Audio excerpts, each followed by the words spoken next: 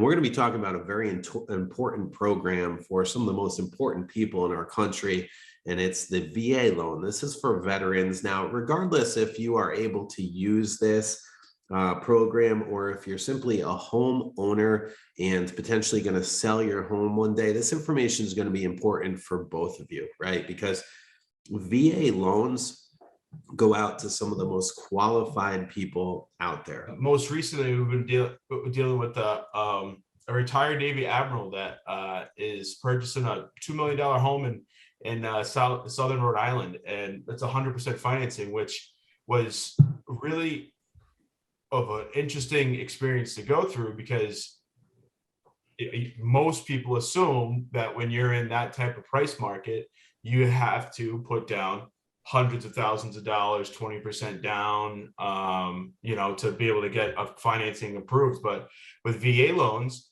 they've actually recently removed the loan limit amount. And as long as the veteran can qualify for the payment, amazing, income wise and an appropriate credit, yep, they can, the sky's the limit. So is this only for single family, or can they do this on multifamily as well? They can do it on multifamilies and single families, as long as they live in the property, correct? Yes, it is an owner occupied loan, so they have to occupy the residence. Yeah. Let me ask you another question, Matt. Let's say somebody has a VA loan, okay? They buy a 4-family, okay, which is income producing.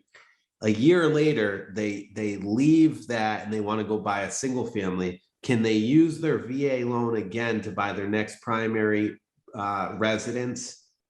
Yes, it gets a little complicated for that next step if they haven't refinanced that original 4-family house to a conventional one or something, because the VA has a certain level of entitlement per veteran.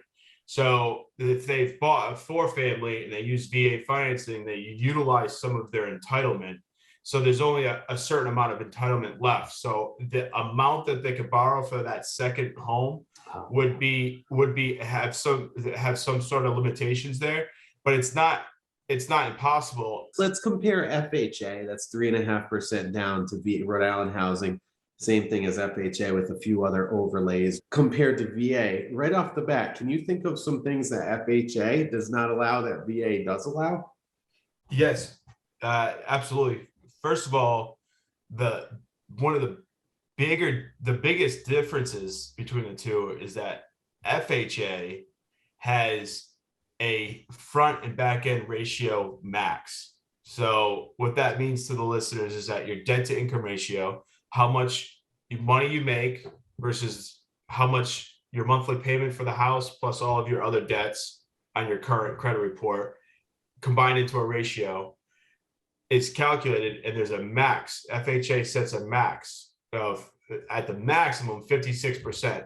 And sometimes, depending on the credit profile, could be brought down from there. That's for an A+ application, 56 max. They're going to cap you at once you hit that debt to income ratio limit. Wow. And it's going to say no go. What about VA financing? They don't have a debt to income ratio cap, but they look over the overall risk of the profile. Meaning, if the debt, I've closed VA loans with DTIs in the 70s. Wow. But what they're focused on is this particular customer had a decent amount of money in savings for reserves.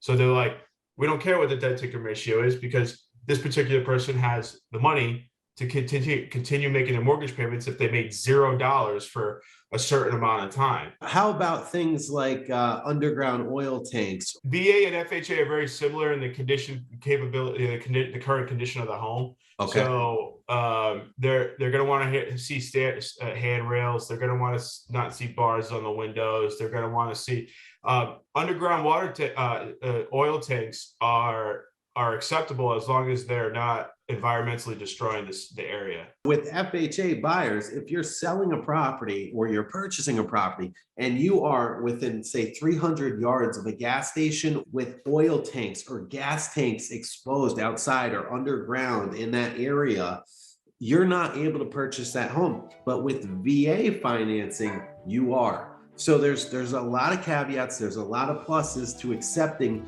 VA financed offers.